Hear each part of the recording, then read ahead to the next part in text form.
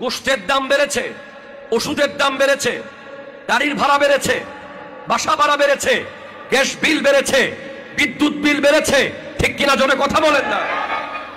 দুই ক্যাটাগরির মানুষ এখনো আগের জায়গায় আছে। একটা হলো মসজিদের মুয়াজ্জিন, ইমাম, খতিব, কথা জোরে বলেন না, ঠিক কিনা?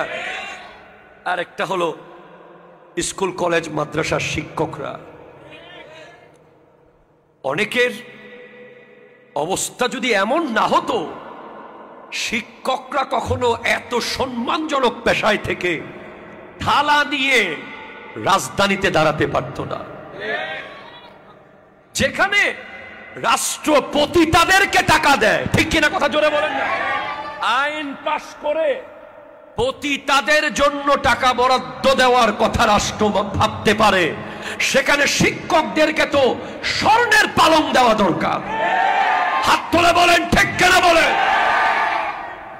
যে যারা জাতি গঠন করবে, যারা জাতিকে প্রতিদিন যারা বানাবে, বাবা মা একবার জন্ম দেয়, ওই সন্তানকে শিক্ষক আরেকবার জন্ম দেয়।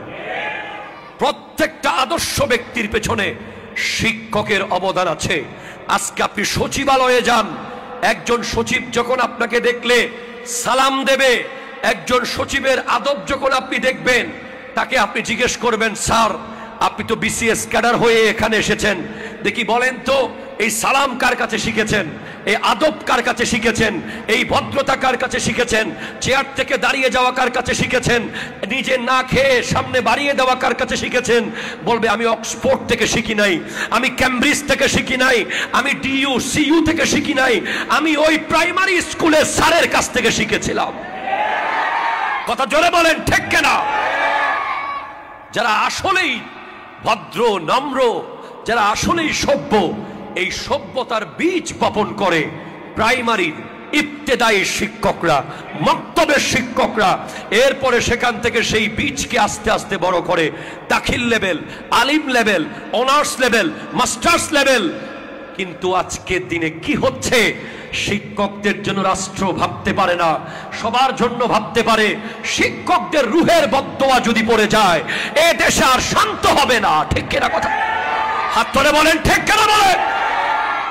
অনেকেই বলেছে সেটা জাতি গড়ার কারিগর এই শিক্ষকরা। আজ ঢাকার জমিনে বেশ কতদিন ধরে আন্দোলন করছে নিজেদের একটু জীবনকে উন্নত করার জন্য।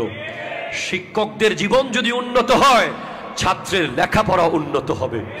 শিক্ষকরা কি চায়? শিক্ষকরা তেমন কিছুই চায় না। কোনো মতে দুবেলা দুমুঠো ভালোভাবে ভাত খেতে পারলে, একটু মন ভরে ছাত্রদেরকে পড়াইতে পারলে শিক্ষকরা এর বেশি কিছু চায় না। কিন্তু এখন অন্ন, বস্ত্র, বাসস্থান এত এত বেশি কস্টলি হয়ে গেছে যে শিক্ষকদের পক্ষে খুব কঠিন হয়ে যাচ্ছে সারভাইভ করা। আমরা অনুরোধ করব বাংলাদেশ সরকারকে, এই গজব যদি দূর করতে চান দেশ থেকে, শিক্ষকদের কথা ভাবুন, তাদের রুহের বদদোয়া থেকে বাঁচার চেষ্টা করুন, তাদের যা চাহিদা দিয়ে দেন, দেশ ঠান্ডা হয়ে যাবে। ঠিক কিনা কথা জোরে বলেন? আযাব ওয়া আনিবু, ফেরত আসো, ইলা রাব্বিকুম, রবের দিকে, ওয়া আসলিমু লাহু, আত্মসমর্পণ করো রবের কাছে। মিন ক্বাবলি আইয়াতিয়াকুমুল আযাবু সুম্মা লা তুনসারুন। আযাব যদি চলে আসে, আযাব যদি চলে আসে, তোমাকে বাঁচানোর আর কেউ থাকবে না। এক সাগর পানি থাকবে, এক বালতি ঢেলে দেওয়ার মতো কেউ থাকবে না।